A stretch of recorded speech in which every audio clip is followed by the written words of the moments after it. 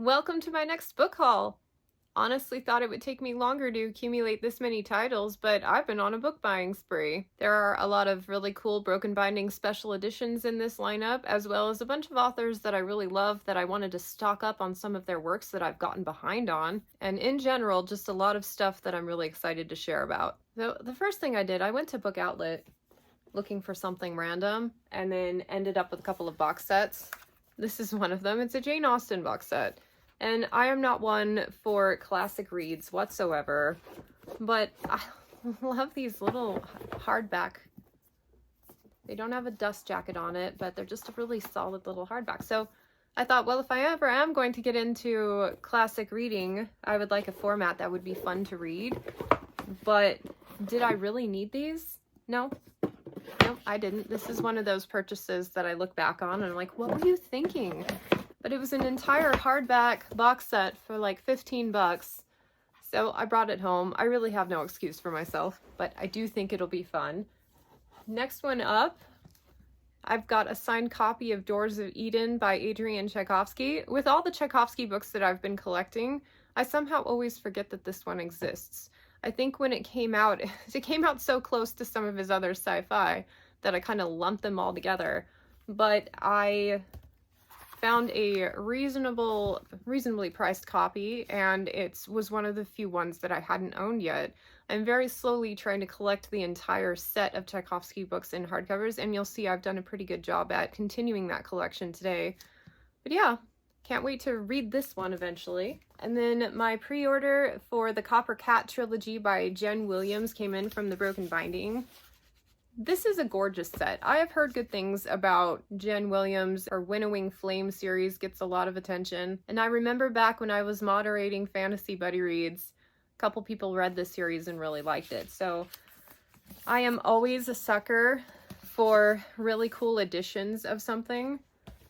And I figure it's a gamble I'd like to take. Hopefully I really like it. Next up, I got a couple of recommendations for The Night and the Moth by Rachel Gillig. This is a signed copy with some really pretty sprayed edges. I am not sure what to expect on this one.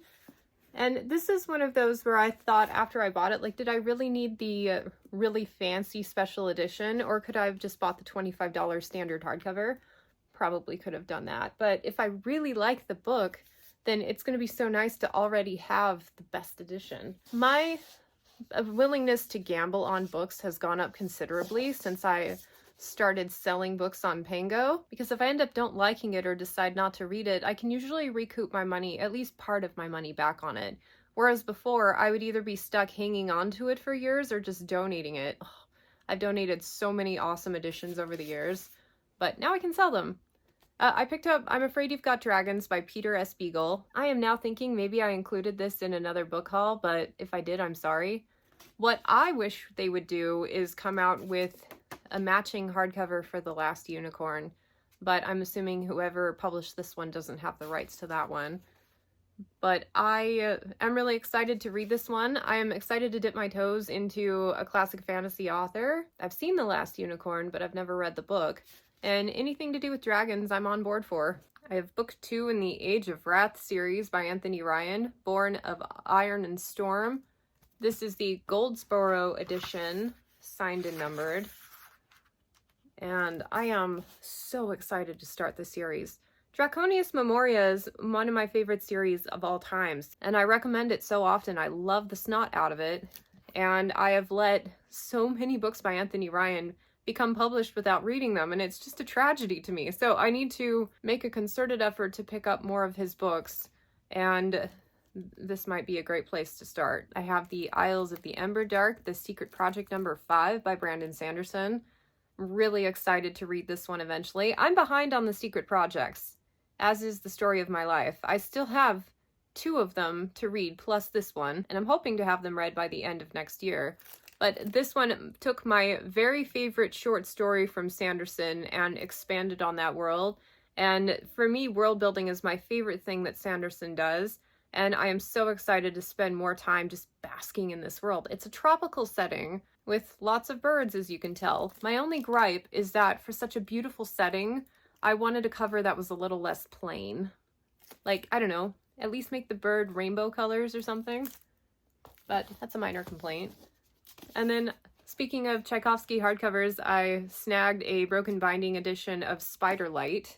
This was one of the few that I figured I was just going to have to keep in paperback forever. So being able to get a nice, gorgeous hardcover is really good. He loves spiders. He has a degree in entomology and psychology, which is a cool combination for me. So you get really intelligent spiders. And I'm looking forward to picking that one up at some point. And then the Broken Binding has been releasing the Rebecca Roanhorse books, which I think just won the Hugo.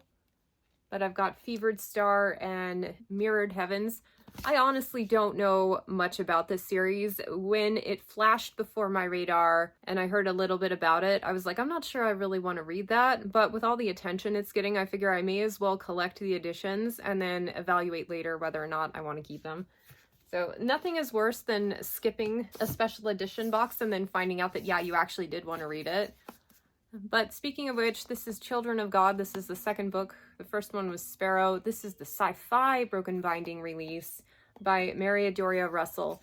And at this point with their sci-fi stuff, I am just taking it as a recommendation from that publishing house that these are good enough classic sci-fi, someone's favorite. And that's why they are being published with the special edition.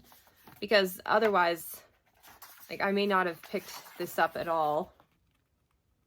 But it's one of those that I think would be fun to experiment with. So I'm just dabbling in sci-fi. I read a lot of like the space opera-y stuff. That's what I really get into. But lately I've been finding myself more interested in classic sci-fi and kind of rounding out my knowledge on it, if you will. Another Tchaikovsky, Lives of Bitter Rain. This is part of the Tyrant's Philosopher series, and this was a Goldsboro edition. It's just a novella. And honestly, the first book was just okay. One of the lower half as far as on the scale of like best to worst Tchaikovsky's. I didn't love it, but I also didn't hate it. It had a lot of creative world building. It was just the way the plot was structured. It was a bit weird. It felt disjointed, and I wasn't always sure what was going on. So I think it deserves a reread and then a continuation to the story, because I'm predicting that I won't have as much trouble with the next books as I did with the first one. I mean, the first one was still 3.5 out of 5. Like, not a bad book, just not my favorite from him. I've got Many Are the Dead. It's a Raven Shadow novella by Anthony Ryan. I hate it when authors do this sometimes. So he had the Bloodsong Raven Shadow trilogy. And then for whatever reason, there were 2 more books that came out well after those had been published. And so I'm like, I've lost momentum with that series, but I'm collecting the books because I love the author. So I'm almost feeling like I have to go back and reread Raven Shadow to read those 2. And if I do that, I'll pick up the novella. But who has that kind of time?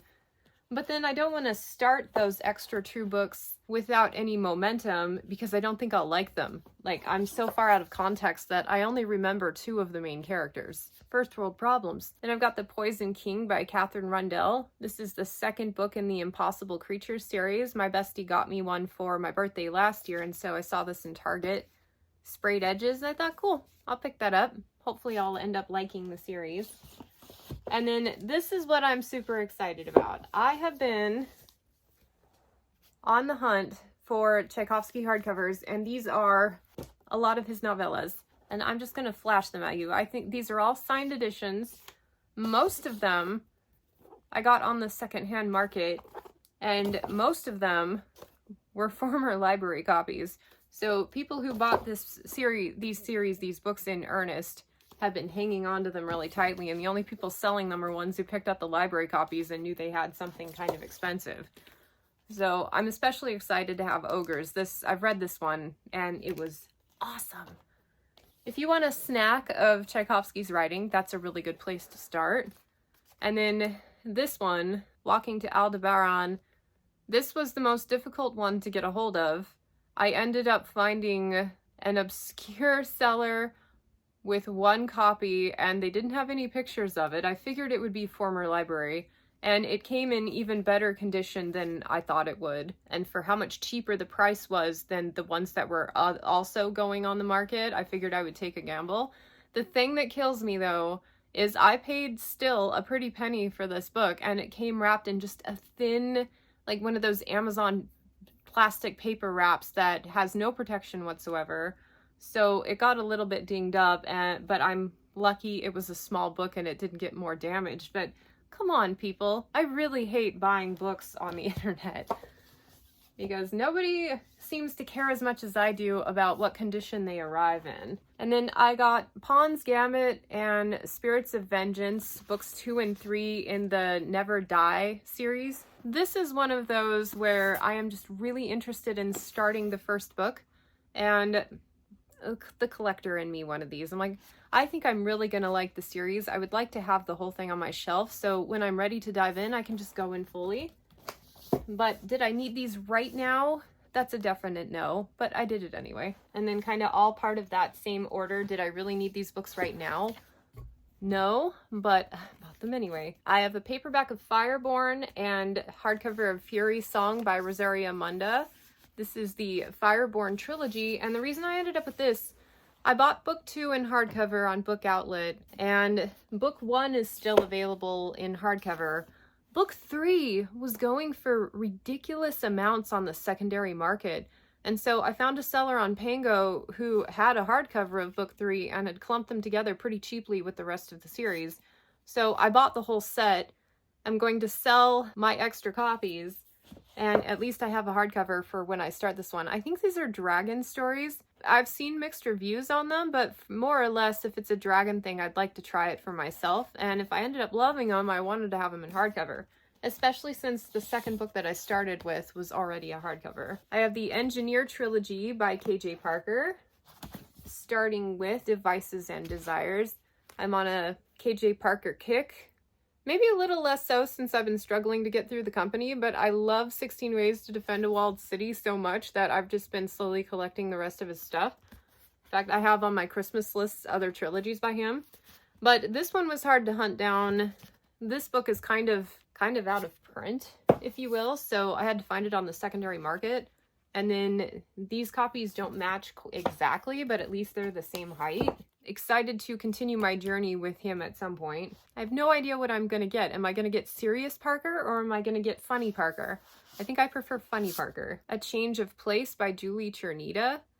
She is one of my favorite sci-fi writers. She was a biologist by profession before she became a writer, and I love how that depth of knowledge of nature infuses into her writing and gives her some of the best creature creation on the market, in my opinion. This is a fantasy series from her. This is the third book, and I bought it mostly because I didn't have the third book yet, and I was afraid it was going to go out of print before I got to it. But it's the Turn of Light series. It's one of those that's kind of high up on my to-be-read list, but I just have to be willing to start a new series, and I've been doing really good this year of focusing on things that I've already started and trying to finish those out, and I feel like my reading's improved for it, but there are so many series that I want to start. Okay, this next one's really cool, and I keep forgetting to share it on my book hauls. So one of my all-time favorite series is Draconis Memoria by Anthony Ryan. It's my favorite series to recommend because it's one of those that I just feel like has wide appeal. If you like Sanderson's Mistborn with the Allomancy, picture Allomancy, but instead of metals, you get powers from dragon blood, and different dragons provide different properties. It's rad. And then this grand scale adventure, it's a flintlock fantasy. It has some steampunk elements to it. And the dragons are absolutely phenomenal. They're the very bestial dragons that don't think anything like humans. I have my nice hardcovers. The reason I picked up this paperback is because Andrew's Wizardly Reads sent me a message and said, "Hey, is this you?" I was like, holy crap. I did not realize that I had a cover quote on one of my very favorite series. Like, how cool is that? Totally floored. But it's not on my hardcover edition, just this trade paper edition. But yeah, I am featured on one of my all-time favorite series, like praising how much I love it, which is so cool. This is how I feel like I've made it as a content creator, when I can have a cover quote on one of my favorite series. And to have it come around organically, you know what I mean? Like, no one told me that I was going to be featured on there. Someone had to point it out. So thank you, Andrew. Oh, nice. The Sparrow, the first book in this duology from the Broken Binding. This to me seems like kind of a bizarre kind of a bizarre world, but it promises a little bit of creature creation, and I love non-human humanoid characters. So yeah, I'm gonna have to experiment with that one, but it's not very high up on my priority list, to be totally honest. Then I have Immortal Consequences by Ivy Marie. I picked this one up because it's a magical school. It was giving me Scholomance by Naomi Novik vibes, but then there's a competition element. So I guess one student is allowed to graduate every year by winning a competition. No, it's not once a year, it's once a decade. So all of the elements, all of the key words that get me to buy a book are present in this one.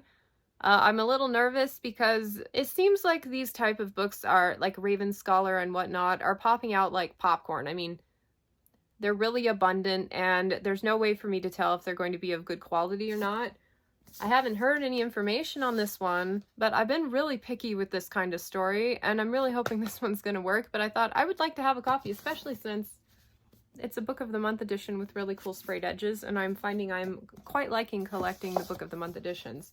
So eventually, I'd like to give that one a try. I hope it's as good as I think it's going to be. Another Tchaikovsky hardcover, Time for Grief. This is Tales of the Apt. So Shadow of the Apt series, and then the tales are, I think there's a set of 4 books collections. You can get them digitally, which is how I've been reading them. They're pretty inexpensive, but since I'm on a hunt to collect all Tchaikovsky things, I found this one available in hardcover and snagged it, but I'm gonna have a really hard time filling in the rest of the collection with these. So if you have some and you don't want them, you let me know. And then my other questionable purchase from Book Outlet, I got the Wild Robot trilogy in hardcover. My kid and I went and saw it in theaters, and we really liked it, thought it was a fun story, and it's based on a book. And so I thought, at the very least, maybe my boy would like to read these, but it was like a $10 box set, so that's how I ended up with it. But did I need it? I absolutely did not need it, which is funny because did I need any of these?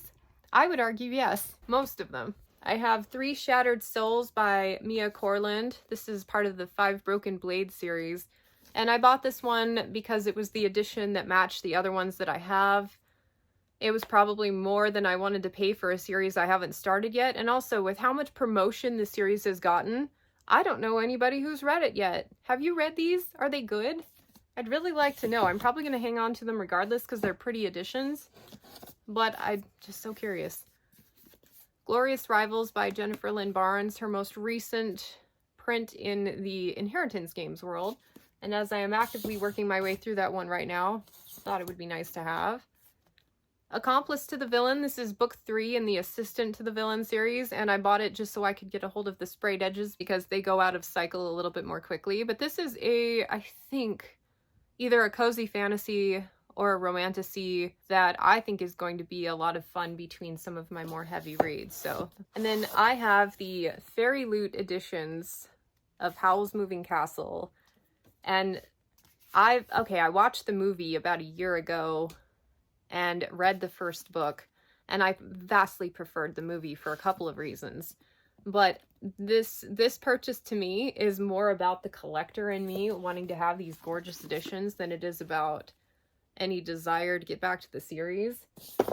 But there's something about having a cool edition with the beautiful artwork that can get you more into the mood and make you a little more patient with a book that you may not have resonated with otherwise.